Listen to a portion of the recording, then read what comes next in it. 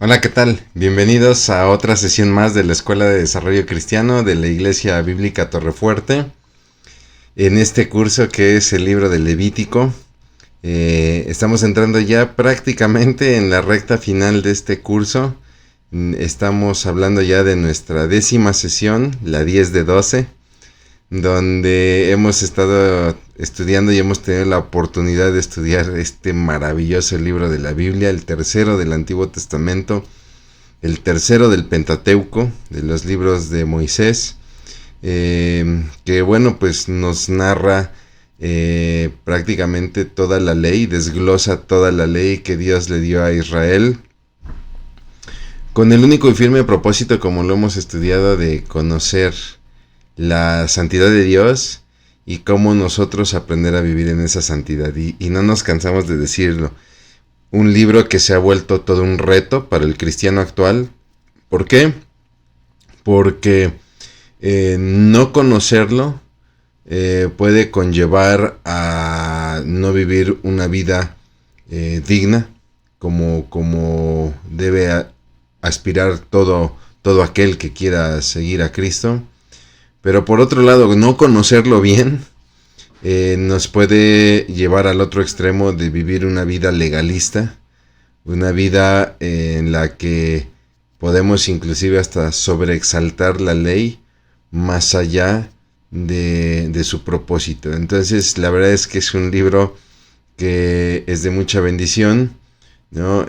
Siempre que se llega a él con un corazón, como dice la palabra, contrito y humillado. No requiere realmente este libro de algún tipo de códigos secretos ni de interpretaciones de códigos secretos. No necesita ser explicado por algún especialista, ¿no? Aquí simplemente en este curso nosotros vamos pues analizando algunos detalles, sobre todo contextos históricos y culturales del libro, pero este libro, como cualquiera de los 66 libros de la Biblia, se explica por sí solo, ¿no? Y ese es el tesoro que tiene el Levítico, al cual es importante, lo recalco, hay que llegar con un corazón amoroso, un corazón que ame a Dios y que ame a las personas. Cuando las personas se acercan al Levítico para criticar la santidad de otros, entonces sí tenemos un problema acerca del estudio de este libro, ¿no? Y bueno, pues si me lo permite, entonces vamos a orar para poder dar inicio a lo que sería nuestra sesión ya, la número 10, gracias a Dios. Vamos a orar. Bendito Dios, cuántas gracias te damos por la oportunidad que nos has dado de llegar aquí, Padre. Señor, a la recta final de este curso, estamos ya prácticamente a 3 sesiones de terminar este curso, acompañados primeramente de ti y de tu palabra. Dios, es un privilegio el estudiar tu palabra. Te pedimos, Señor, que seas tú atesorándola en nuestro corazón, dándonos, Padre, Señor, la visión que tú quieres, Padre, llevándonos a donde tú quieres, mi Dios, y que seamos capaces de responder a tu amor y a tu santidad, Padre, como solamente tú lo mereces. Te damos gracias en el nombre de Cristo Jesús. Amén. Muy bien, pues entonces estamos aquí en lo que sería nuestra sesión 10. Y voy a... Aquí la tenemos ya. Recuerde que nosotros nos estamos basando en este comentario que tengo aquí a la mano, que es precisamente Cómo vivir en santidad, de los autores Bernardino Vázquez y su esposa Delfina Espinosa de Vázquez, ¿no? Nos regalan este comentario que le hemos presentado en cada sesión, un comentario breve, que al momento de la grabación de este curso, pues lamentablemente ya no se edita, ya no se tiene a la venta. Parece ser que solamente ya se vende en su versión virtual para ciertas plataformas educativas o para ciertas plataformas de estudio bíblico, pero ya no es posible encontrarlo físicamente en alguna tienda, como si llegara a suceder. Por ahí he visto en sitios en internet, en estos sitios de ventas en internet, que por ahí hay algún que otro libro de estos en algunas librerías en el país, ¿no? Ediciones Las Américas es digamos así, la casa editorial ubicada por muchos años aquí en la ciudad de Puebla, México, desde donde estamos transmitiendo este curso. Pero bueno, pues es una editorial que aquí en Puebla ha cerrado sus puertas. No sabemos si es una editorial que simplemente mudó o desapareció, pero bueno, por el momento, lamentablemente, y lo digo así, es lamentable, porque todas las publicaciones de Ediciones Las Américas, la verdad es que no tenían desperdicio, no tienen desperdicio. Si usted por ahí tiene algunos libros de Ediciones Las Américas, por favor cuídelos y guárdelos, porque son la verdad publicaciones muy enriquecedoras, ¿no? Bueno, una vez hecho este comercial de algo que ya no existe, vamos entonces a lo que sería el 10º capítulo, que mire, ya por el nombre, ya solito no requiere mayor presentación. Es un tema que a mí en lo personal me encanta, que son las fiestas solemnes, las fiestas de Israel. Y le recomiendo, hay muchos libros también en el mercado, estos sí existen. Por ejemplo, le recomiendo mucho uno de editorial CLIE, que se llama Las 7 fiestas de Jehová. No, perdón, es Las 7 fiestas de Israel. Las 7 fiestas de Israel. Le debo ahorita al autor, no lo tengo en la mano, la verdad es que el dato se me viene ahorita a la cabeza. Pero es un libro que tuve oportunidad de leer el año pasado y la verdad no tiene desperdicio. Y hay muchos libros que hablan acerca de las 7 fiestas de Israel, que hacen un estudio de las 7 fiestas de Israel, ¿no? Estas fiestas que se van dando durante el año y su significado con respecto al cristianismo hoy en día, cómo el cristianismo debiera de entender esas 7 fiestas, y es prácticamente lo que haremos en nuestra sesión de hoy. Entonces vamos a entrar de lleno en materia, hablando de estas fiestas solemnes, ¿no? Al principio se celebraban realmente las 8 fiestas anuales, ¿no? Originalmente, digámoslo así, se celebraban 8 fiestas anuales, que son las que vamos a encontrar en el libro de Levítico. Posteriormente, con el paso del tiempo, con el paso de la historia, se van a agregar otras 3 fiestas. ¿Cuáles son esas otras 3 fiestas? Y usted lo va a ver aquí y va usted a observar por qué decimos con el paso del tiempo, ¿no? Porque estas 3 fiestas se dan en 3 situaciones históricas mucho tiempo después de que se haya escrito el libro de Levítico, ¿no? Perdón. Por ejemplo, está una fiesta que es la fiesta de las suertes, que se conoce como el Purim.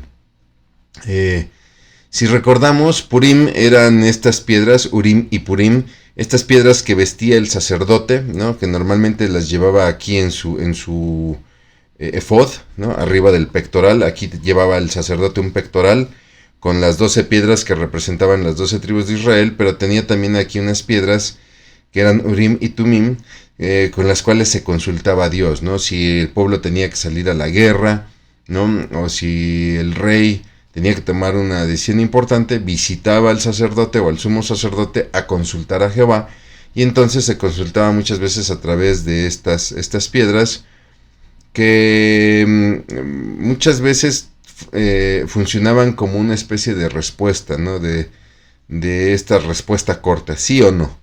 Entonces se echaba suertes con las piedras, y dependiendo qué piedra salía, entonces se obtenía la respuesta de sí o no.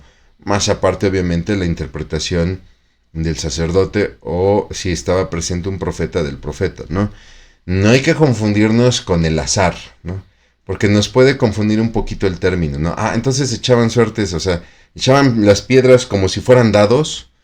Bueno, no era algo así, ¿no? Estamos conscientes que el resultado de lo que salía de estas piedras en realidad era manejado por Dios, ¿no? O manipulado en el buen sentido de la palabra por el Señor, ¿no? Señor, hemos de salir a la guerra contra este pueblo que nos está amedrentando, y entonces consultaban, echaban suertes, y la respuesta que salía, la piedra que salía, el sí o el no, se tenía la convicción de que Dios había dado esa respuesta, ¿no? Tan es así que siempre se cumplieron las respuestas a cabalidad. Cuando Dios decía sí deben salir a la guerra y el pueblo lo hacía, había victoria. Cuando Dios decía no deben salir a la guerra, Entonces ellos esperaban y era de bendición. Pero se dio muchos casos en los que el pueblo ignoró la respuesta de consultar a Dios, ¿no? Y normalmente siempre estaba ahí un profeta, ¿no? O el mismo sacerdote que decía, sí, Dios dice que sí salgan a la guerra, que no tengan miedo del rey X o de su ejército, etcétera, ¿no? Por eso es que no es muy sabio que de repente como cristianos querramos tomar una decisión y agarremos una moneda y a ver, señor, si sale águila dices que sí, si sale sol dices que no. No, ya no funciona así, ¿no? Hoy nuestros recursos son otros, contamos con la palabra de Dios, contamos con el Espíritu Santo, como para estar jugando con Dios en unas situaciones como de azar, ¿no? Y le repito, aún así la consulta, el consultar el Urim y el Tumim no era una situación de azar, es como si usted y yo, no sé, nos sentamos a jugar el famoso cubilete, ¿no? Y pues la verdad es que nos estamos exponiendo a la probabilidad del resultado de estos 6 dados que salen del cubilete, ¿no? Y entonces si estamos hablando de un ejercicio que se deja a la suerte, al azar. No funcionaba así. Pero esta fiesta de las suertes se da o tiene su origen precisamente en los hechos que se van a suscitar en el libro de Esther.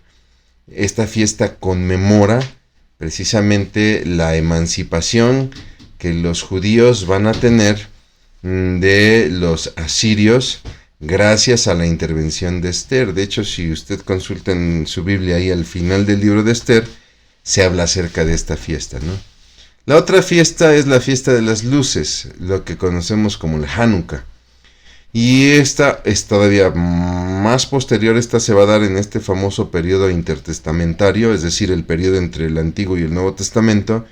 Estamos hablando de estos 400 años que se conocen como los 400 años de silencio, donde no hubo revelación, no hubo profeta en Israel, donde vendrá la ocupación de los griegos, ¿no?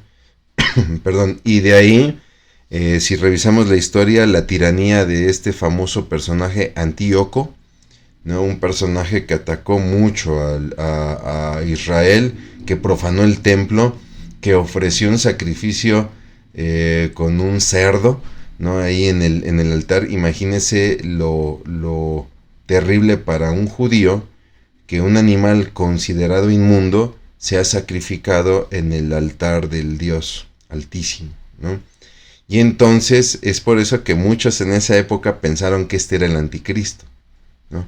Ok, Daniel habló de alguien que iba a profanar el templo y que iba a hacer algo abominable, lo que se conoce como la abominación desoladora, ¿no?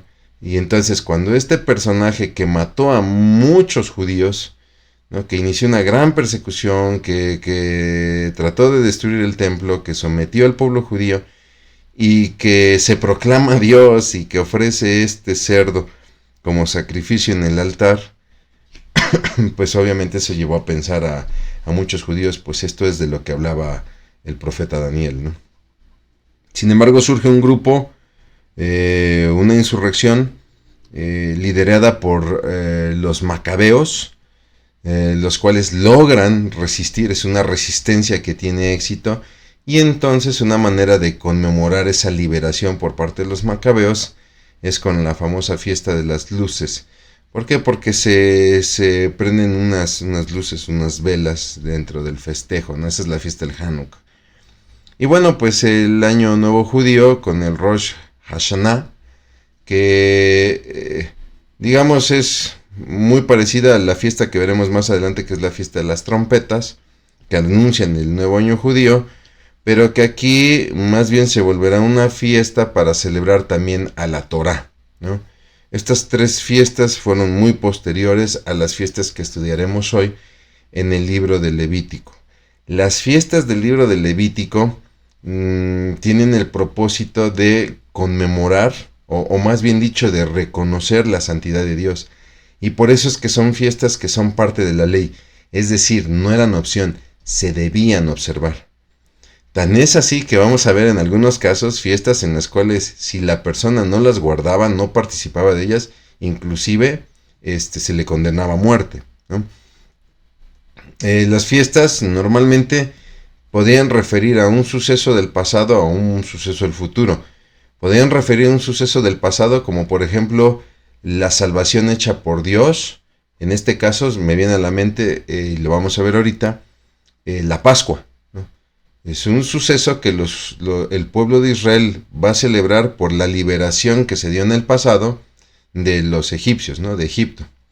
Pero también vendrán fiestas que van a hacer referencia a un suceso en el futuro, como es el caso, por ejemplo, de la fiesta de las primicias, donde ellos celebrarán los primeros frutos que cosecharán ya estando en la tierra prometida. Para cuando se está instruyendo esta fiesta, Israel sigue vagando en el desierto, no ha tomado posesión de la tierra prometida, ¿no? Bien, en cuanto a la aplicación para nuestros días, aquí en este curso hemos estado trabajando esta pequeña sección que hemos denominado La Verdad Hoy, ¿no? Donde nos permite dar un balance del estudio de Levítico, ¿no? Donde estudiamos la ley, cómo se dio en su tiempo, a qué se refería, etcétera. Y hemos decidido estudiar La Verdad Hoy para evitar caer en el error de tratar pues si me permite el término, de traer nuevamente algunas de estas prácticas, ¿no? Es decir, me viene este ejemplo a la mente, ¿no? La ley establecía que si un muchacho ofendía a sus padres, debía ser sacado, del pueblo y debía morir apedreado. Obviamente no vamos a hacer eso, ¿no? No podemos decir en la iglesia tenemos que buscar la santidad de Dios y vamos a rescatar muchas cosas que se dejaron de hacer y por eso es que a la iglesia le va mal, y entonces cada vez que un muchacho le contesta a sus papás lo vamos a sacar al patio de la iglesia y ahí lo vamos a lapidar, ¿no? No. Obviamente cuando nosotros vemos la aplicación, hoy en día hay un factor importante que se llama Cristo, y Cristo le da un significado nuevo, ¿no? O renovado más bien, porque no es tan diferente, ¿no? Porque Jesús nos da ejemplo de cómo honrar a los padres. De hecho, él confronta a los fariseos y les dice, ustedes se van por la ley del Corbán para de esa manera no honrar a sus padres. Y él mismo los enfrenta, ¿no? Entonces, lo mismo, hoy en día en Cristo se han cumplido todos los motivos de celebración. Por lo tanto, y esto es muy importante, mi hermano, mi hermana, no celebramos las fiestas judías o las fiestas israelitas. No vamos a tener en la iglesia una cena de la Pascua donde vamos a inmolar un cordero y lo vamos a cocinar con especies amargas y nos vamos a guardar en nuestras casas y con la sangre vamos a pintar los dinteles y vamos a estar vestidos listos como si fuéramos a salir inmediatamente. Ya no es necesario. ¿Por qué? Porque no va a pasar el ángel de la muerte por las calles de Puebla en donde estamos transmitiendo, ¿no? Y van a morir los primogénitos de no sé quién. No, ya no es así. Cristo ha sido nuestra salvación, Él ha sido el sacrificio, y entonces, en Cristo se han cumplido ya estas fiestas. Le puse el ejemplo de la fiesta de la Pascua, pero usted verá que aplicará para todas las fiestas. Entonces, siguiendo aquí adelante. Las fiestas van a tener siempre comunes denominadores, ¿no? Primero que nada serán santas convocaciones, ¿no? Es una santa convocación, es decir, es un evento para el cual el pueblo tendrá que estar presente. No se trata de que pues lo celebra quien quiera, ¿no? Y quien no, pues se puede quedar en su casa y hacer otra cosa, ¿no? Dios es muy claro en la instrucción con Moisés y le dice, harás una santa convocación, o sea, convocarás al pueblo, pero no será una convocación cualquiera, ¿no? Será una convocación, sí, por un lado solemne por el significado que tendrá, pero no olvidemos y no perdamos de vista que es una celebración donde debe de haber gozo. Perdón, le pongo este ejemplo. La mesa del Señor. Hoy en día nosotros celebramos la mesa del Señor donde recordamos a que el Señor Jesucristo entregó su vida por nosotros en sacrificio en la cruz y que un día volverá. Ese es el motivo por el cual celebramos la mesa del Señor. Y si bien es cierto, es motivo de celebración porque Cristo volverá, pues tampoco vamos a hacer una pachanga de la mesa del Señor como lo hicieran los corintios, a los cuales Pablo les tiene que escribir ahí en 1 Corintios 11, para decirles, oigan, ustedes ya están haciendo un banquete, ya hasta están tomando alcohol, unos toman la cena primero, no esperan a los otros, unos traen cosas para comer de manera extravagante y humillan a los que apenas si llegaron con su pan, etcétera, y han hecho de esto pues ya una verdadera pachanga, si me disculpa usted el término, ¿no? No, es una celebración solemne por lo que representa, pero tiene que ser una fiesta, tiene que haber gozo, ¿no? Si nosotros nos quedamos con que la mesa del Señor es un memorial de que Cristo dio su vida por nosotros, pues no es tan grato el recordar cómo dio su vida por todo lo que Él sufrió, ¿no? Por todo lo que Él padeció, cómo fue humillado, cómo fue juzgado, lo que sucedió, por ejemplo, en el pretorio, ¿no? Ya no digamos en la cruz, obviamente. Pero recuerde que también en la mesa del Señor nosotros hacemos memoria de que Él viene y viene pronto. Y eso es motivo de mucho gozo, ¿no? Entonces, digamos que es algo similar con las fiestas de Israel, ¿no? Su finalidad es tener comunión con Dios, pero ojo, como le puse aquí en el texto, ¿no? Es tener una comunión con Dios como pueblo. De repente hoy en día escucho a mucha gente decir, pues yo no necesito ir a la iglesia, ¿no? Yo puedo adorar a Dios en mi casa. Yo puedo escuchar la palabra de Dios en mi casa, pongo ahí la transmisión en internet de la iglesia Torrefuerte o de la que usted quiera, y ahí puedo aprender de la palabra de Dios, y en mi casa puedo poner un disco y puedo estar ahí alabando, ¿no? Es que el tema no se trata de poder o no poder. El tema es que si no hay comunión con el pueblo, una comunión con Dios, no solamente individual, sino también colectiva, difícilmente vamos a entender de qué se trata el cristianismo, ¿no? Y eso es lo que Dios quiere con el pueblo, ¿no? Está muy bien que tú traigas tu ofrenda al altar porque quieres expiar un pecado, porque tú personalmente quieres hacer las paces conmigo. Fuiste al corral de tu casa, escogiste a tu ovejita, la más perfecta, la más bonita, la trajiste al sumo sacerdote. ¿Cuál es la razón del sacrificio? Simplemente quiero hacer las paces con Dios porque quiero decirle que lo amo. Eso está muy bien, pero vamos a ver que hay una fiesta donde eso se hará por todo el pueblo, ¿no? ¿Por qué? Porque estas fiestas serán una oportunidad para adorar y para mostrar gratitud a Dios como colectivo.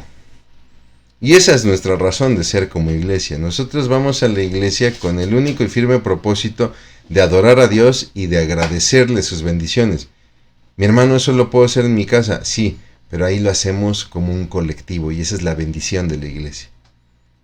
Y en todas estas fiestas vamos a ver que el otro denominador común no solamente es la convocación, sino también el descanso, el famoso reposo o descanso sabático, donde normalmente la instrucción de Dios es nadie hará obra alguna.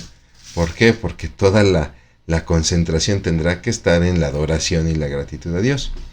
Entonces, si lo vemos, las fiestas eran una especie de mayordomía donde las personas tenían que ser sabias en administrar el tiempo y los recursos recibidos por Dios. Le repito, si algunas personas de repente se ausentaban, sobre todo por un motivo de negligencia, simplemente no querían observar las fiestas, la ley establecía inclusive que debían ser cortadas del pueblo, es decir, condenadas a muerte, ¿no? Las fiestas o prefiguran la persona de Cristo o prefiguran las obras que Jesús hizo en el ministerio, y lo vamos a ir viendo en cada una de estas fiestas. La verdad hoy es que la iglesia hoy en día es la santa convocación, que por un lado es solemne, pero por el otro lado también es gozosa.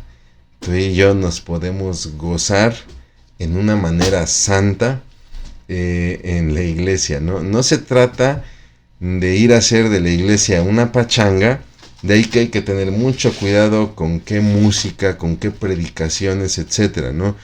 No tener una música que de repente perdamos perdamos de vista el propósito de la alabanza y al rato estemos más pendientes del espectáculo musical que de Dios, ¿no? Eso por un lado.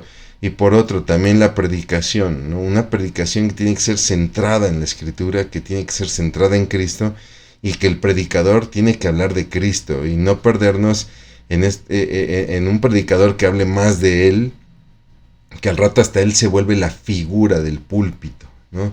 Y como eso puedo hablar de muchos ministerios, ¿no? En la enseñanza, ¿no?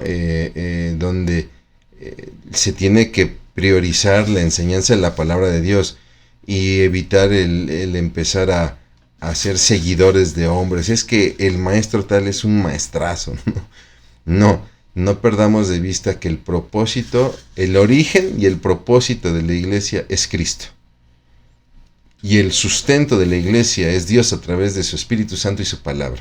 Esas son las razones por las cuales tú y yo hoy hacemos iglesia, somos iglesia, y son las razones por las cuales la iglesia tiene que ser santa y tiene que ser gozosa. Bien, entonces hablemos de la primera fiesta que se considera como tal, que es el sábado, ¿no? Es una fiesta semanal, conocida también como el día de reposo. A muchos de repente les cuesta entender que el sábado, el día de reposo, era una fiesta. ¿Por qué? Porque normalmente en la Biblia lo vemos más como un mandato.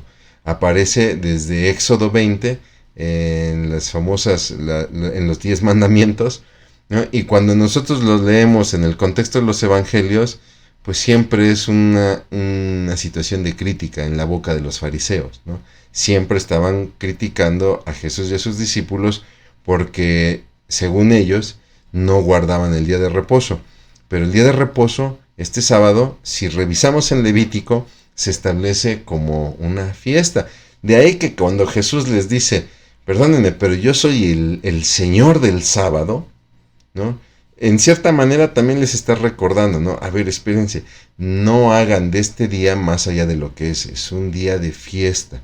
El propósito era prácticamente conmemorar la creación de Dios y cómo Dios hizo esta creación de una manera ordenada, y así como Él reposó, ¿no? Que tenemos que entender el término, no quiere decir que Dios descansó, se tiró en un sofá, ¿no? Porque había quedado exhausto, no, sino que entendemos que Dios en el séptimo día se dedicó a observar la creación.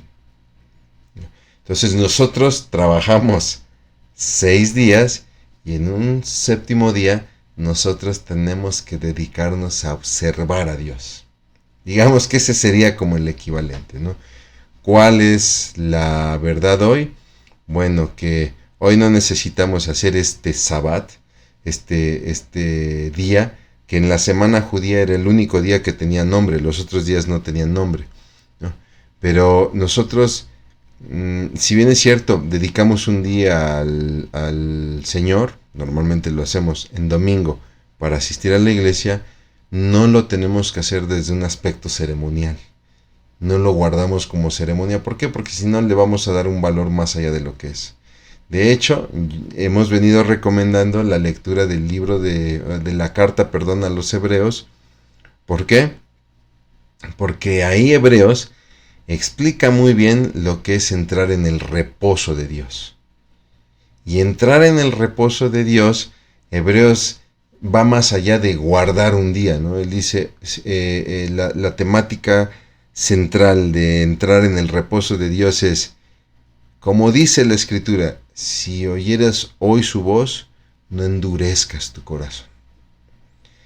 Es mejor que hagas eso, que cuando escuches la voz de un Dios que te está ordenando algo, que te está redarguyendo de algo, no endurezcas tu corazón, te arrepientas y hagas los cambios necesarios para obedecerle. Es mucho mejor eso que separar un día y no hacer nada por la mera religiosidad de seguir ese día, ¿no? Y esta es la fiesta del sábado. Vámonos entonces a la fiesta de la Pascua. Para entender un poquito mejor las fiestas, es más fácil cuando hacemos la separación de las fiestas de primavera con las fiestas de otoño, ¿no? Obviamente el Sabbat pues es una fiesta semanal que se va a dar durante todo el año. Perdón, pero de ahí el resto de las fiestas las podemos separar entre fiestas de primavera y fiestas de otoño, que normalmente coincide con las dos épocas de cosecha. Normalmente en primavera vendrán las cosechas de cereales, ¿no? Y en otoño será mayormente de frutos. No quiere decir que en primavera no se cosechaban frutos, ¿no?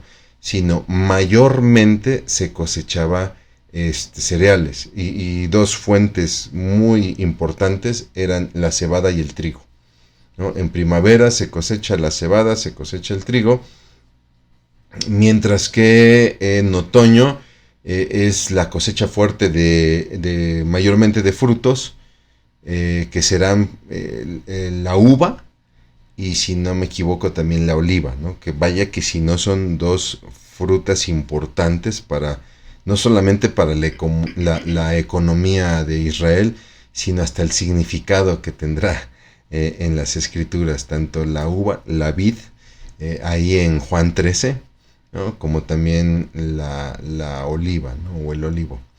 Bien, entonces vienen dentro de las fiestas de primavera, empezamos con la Pascua, conocida como Pesaj, ¿no? Que significa paso y celebra, obviamente, o conmemora la noche en que Dios pasó por las calles de Egipto para herir a los primogénitos de Israel, bueno, más bien dicho, herir a los primogénitos de Egipto y liberar de esta manera a Israel.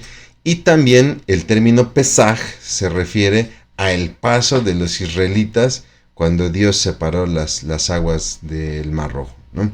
Esta se celebraba el 14 de Nisan. Nisan es el primer mes de los judíos y normalmente es un mes que abarcaba los días de marzo y abril de nuestro calendario, ¿no?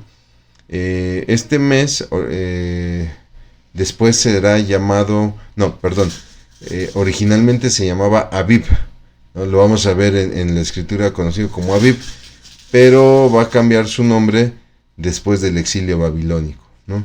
Recuerde que la Pascua se celebró inmolando un cordero.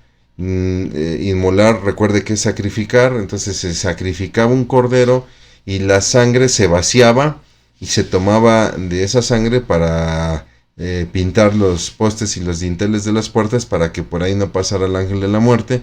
Y entonces ese cordero se comía en familia, ¿no? Y se cocinaba, bueno, se asaba, debía ser asado con hierbas amargas y no se debía quebrar ningún hueso, ¿no? Y se tomaba en familia, y si había familias pobres, bueno, se debía de invitar a una familia para compartirlo, ¿no? Y todos tenían que estar ya vestidos para salir, porque la salida iba a ser muy, muy rápida, muy pronta, ¿no? Bueno, la verdad para nuestros días es que Cristo es nuestra Pascua, la cual pues debemos de celebrar, le puse ahí, no con levadura de maldad, ¿no? Sino más bien con sinceridad y con verdad, ¿no? Lo establece, por ejemplo, Primera de Corintios. Permítame, déjeme, le comparto lo que sería la cita de Primera de Corintios.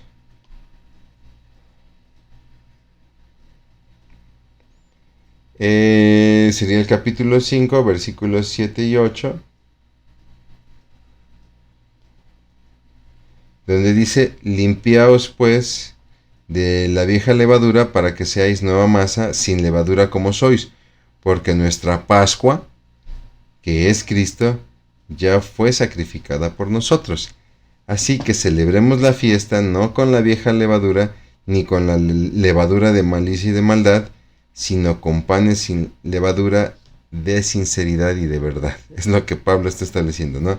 Celebremos la fiesta, pero ya no de esta manera, sino más bien quitando la levadura de maldad, de malicia y de maldad, y mejor celebrémosla con los panes sin levadura, conocidos como panes ácimos, ¿no? De sinceridad y de verdad. De nada te sirve comer panes sin levadura si no eres sincero y verdadero, ¿no? Es prácticamente la centralidad del mensaje. Bien, viene la fiesta de los panes sin levadura, que normalmente se entiende como una misma fiesta, porque inician en el mismo día, ¿no?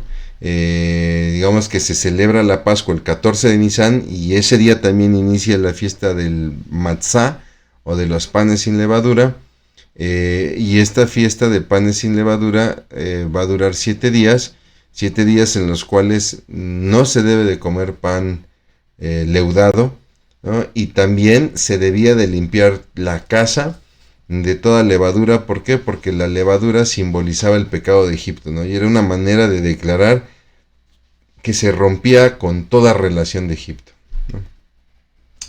Se llamaba Santa Convocación, ¿no? Y lo que le decía, ¿no? Habrá tanto Santa Convocación como descanso sabático, tanto el primer como el último día. El primer día y el séptimo día serían días de reposo, ¿no? En los que había Santa Convocación. Y el símbolo de esta fiesta pues era la liberación de Israel del pueblo egipcio, ¿no? Y pues como fue una liberación un tanto sufrida, una manera de recordarlo pues era a través de comer panes sin levadura también, ¿no? La verdad hoy es que Cristo es quien nos ha limpiado de todo pecado. Él es quien ha quitado la levadura del pecado en nuestras vidas, y Él es nuestro pan sin levadura. Ya no es necesario que nos juntemos y estemos comiendo pan sin levadura por 7 días, sino más bien pues es importante que vivamos sin esa levadura en lo que decimos, en lo que pensamos o en lo que hacemos. Viene la fiesta de las primicias, conocida como Bikurim, que se celebra justamente en el segundo día de la fiesta de los panes sin levadura, es decir, en el 16 de Nisan o de Aviv.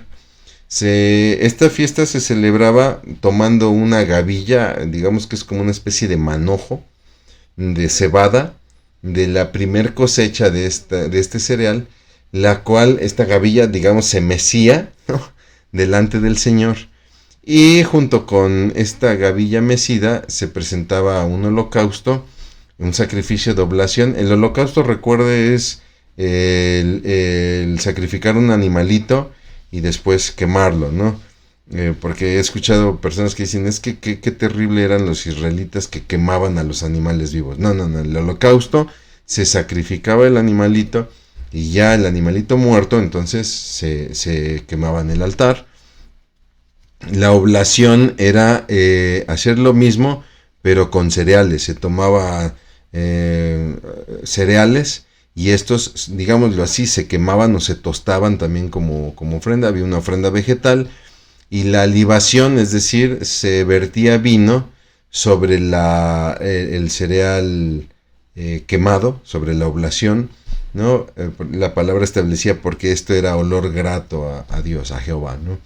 Esta fiesta, la fiesta de las primicias, representaba la entrega de Dios de los primeros frutos de la tierra prometida. Era una manera como de reconocer la promesa de Dios de esta tierra, y qué mejor manera de hacerlo que con los primeros frutos entregados nada más y nada menos que por Dios. Esta fiesta, entonces, en esta fiesta se consagraban los primeros frutos, y también servía como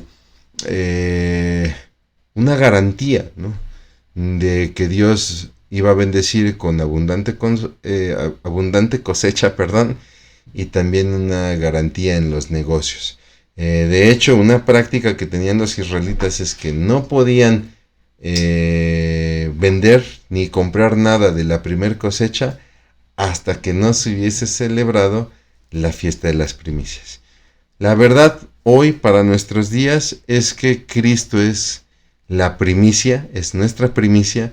¿Por qué? Porque Él es el primero en resucitar de los muertos para vivir glorificado, para vivir en gloria, ¿no? Y Él obviamente es la garantía de nuestra resurrección. Si leemos ahí en 1 Corintios 15, Pablo habla acerca de la resurrección de Cristo. Sé que algunos niegan la resurrección, y ojo, porque negar la resurrección significa que Cristo no resucitó, y negar que Cristo no resucitó, pues entonces hace vana nuestra fe. Seríamos los más miserables de todos, ¿no? Así es como lo establece Pablo. ¿Por qué? Porque la resurrección de Jesucristo es garantía de nuestra resurrección. Si Jesús vino a restaurarnos con Dios el Padre, ¿de qué nos serviría esa restauración si no vamos a resucitar? ¿No? Ese es el punto de Pablo. Y entonces no es necesario que tú y yo llevemos holocausto y oblación, ¿no? Y agitemos ahí la gavilla de cebada. No, simplemente tenemos que caminar con fe y gozo de que tú y yo un día resucitaremos para gloria de Dios el Padre, como Cristo fue levantado de los muertos. Viene la fiesta de las semanas. Si no me equivoco, esta es la última fiesta de las fiestas de primavera. Se celebra 7 semanas después de la Pascua, ¿no? O sea, 49 más un día, ¿no? Son 50 días. De ahí que su nombre muy conocido es el de Pentecostés. Pentecostés es el término griego que significa 50 días, que la traducción de la Septuaginta le dio a esta fiesta, ¿no? En realidad el nombre de la fiesta, el nombre original en hebreo es Shavuot. Y esta fiesta se celebraba al final ya cuando se terminaban las cosechas, ¿no? No confundamos con la primicia. La primicia son las primeras cosechas, y de ahí después de 7 semanas pues prácticamente ya terminaba de levantarse la cosecha, y entonces coincidía con la celebración de esta fiesta, por lo cual se le conocía también como la fiesta de la siega, ¿no? Es decir, la fiesta en la que ya normalmente se había terminado de segar toda la cosecha, ¿no? También durante estos días se ofrecían los primeros panes digamos, de las primeras cosechas. Ya se ofrecían los primeros panes elaborados con el trigo nuevo de la cosecha, por lo que también a la fiesta de las semanas, llamada así porque se celebraba 7 semanas después de la Pascua, o llamada fiesta de la siega porque ya eran la temporada final de cosechas, también se le conocía como día de primicias. No lo confundamos con la fiesta de las primicias. La fiesta de las primicias es el segundo día de la fiesta de los panes. Espero no estarlo confundiendo, ¿no? La fiesta de las primicias se celebra el segundo día de los panes sin levadura, pero este es el día de primicias, el día en que se celebraba la fiesta de las semanas. Aquí los israelitas se presentaban con ofrendas de gratitud y normalmente se ofrecían 2 panes, pero ojo, porque aquí los panes eran cocidos con levadura, junto con su respectivo holocausto, libación y sacrificio de expiación. Y de repente viene la pregunta, hermano, ¿y por qué en la mayoría de las fiestas es panes sin levadura? Y resulta que esta fiesta es pan con levadura. ¿No se supone que la levadura representaba lo malo de Egipto? Bueno, la levadura tiene, digamos, dos significados, ¿no?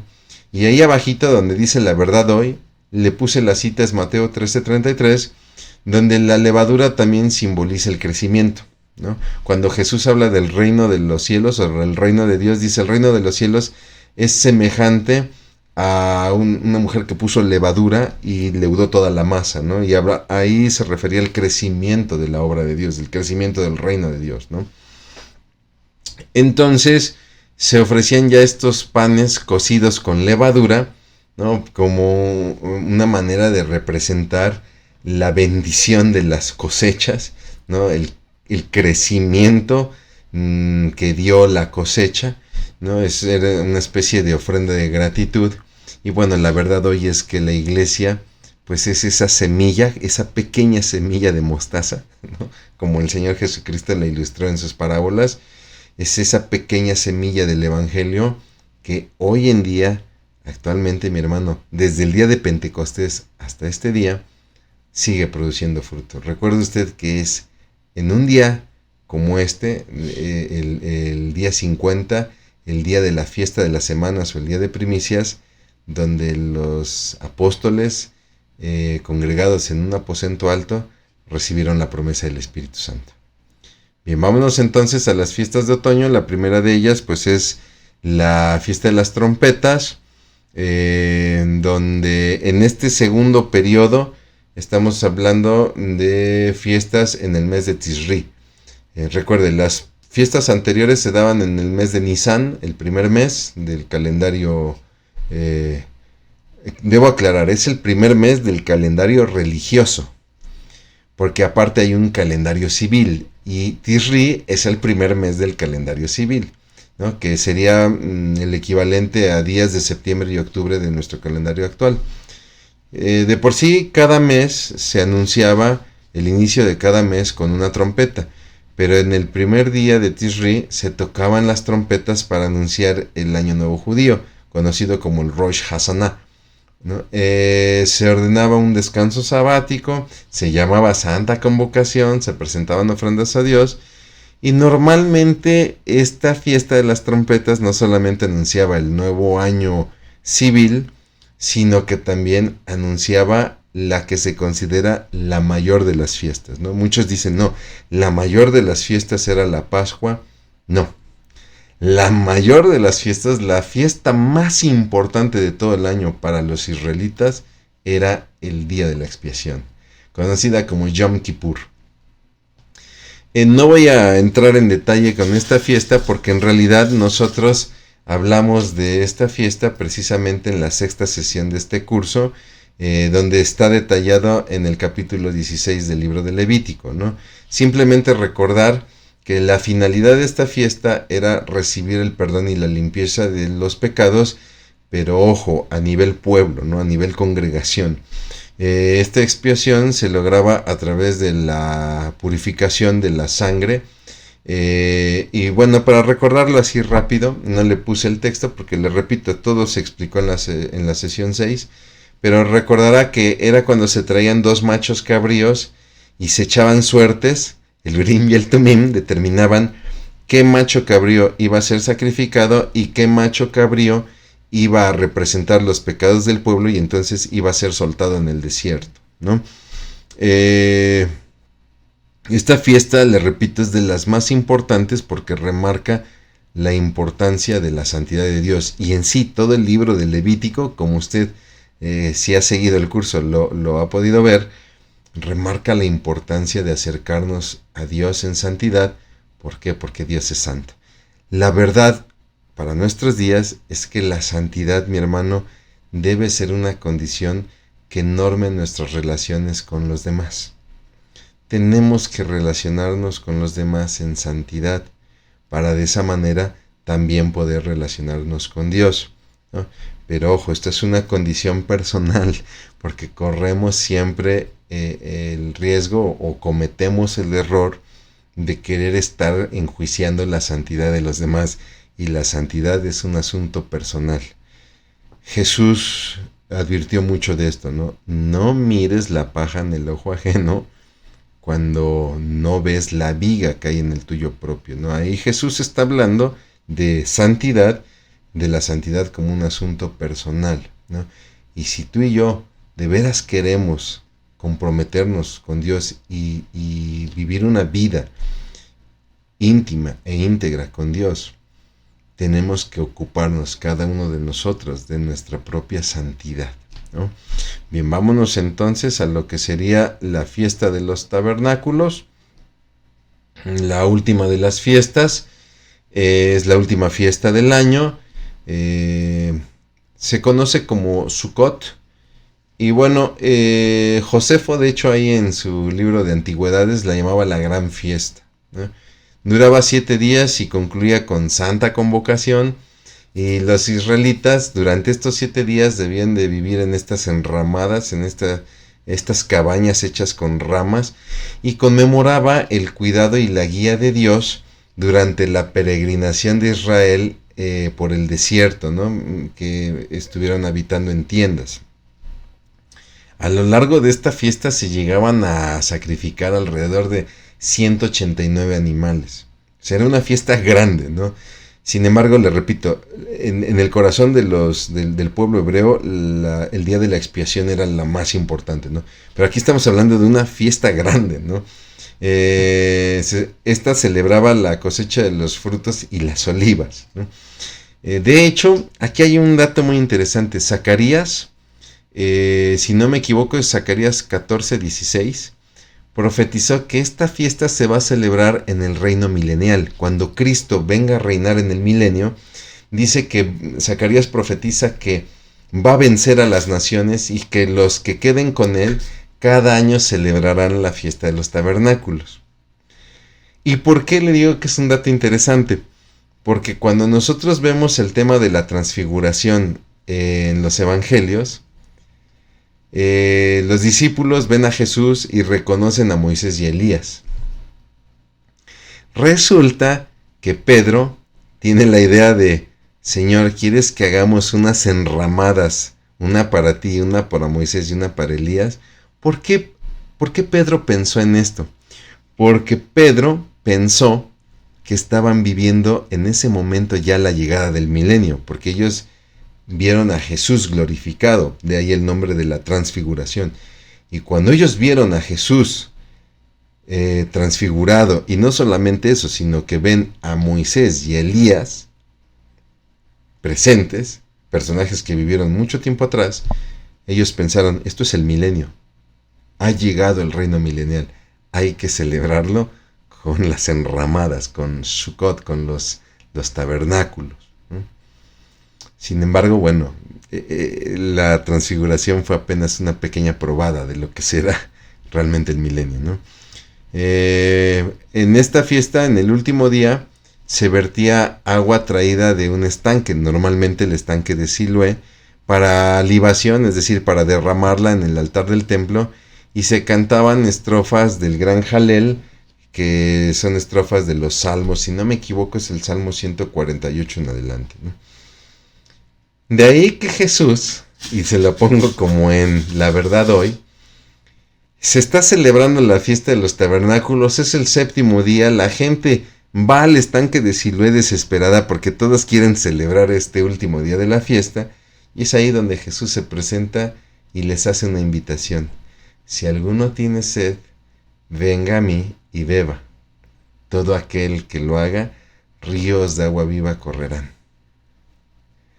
Y es así que esa es la verdad hoy, que Jesús, ya no es necesario celebrar esta fiesta, ir por agua y derramarla en el altar. ¿Por qué? Porque Jesús es nuestra agua de vida. Y bueno, mi hermano, mi hermana, para terminar, unas preguntas para reflexionar. ¿Usted está entrando en el reposo del Señor en su relación con Él? Y no estamos hablando de guardar un día de reposo. Sí, mi hermano, yo los domingos dedico esos días al Señor y no me ocupo en otra cosa. No, recordemos lo que establecía o lo que establece la epístola a los Hebreos. Si escucharas hoy su voz, no endurezcas tu corazón. ¿Está usted escuchando la voz de Dios? ¿Y está respondiendo a esa voz o está endureciendo su corazón?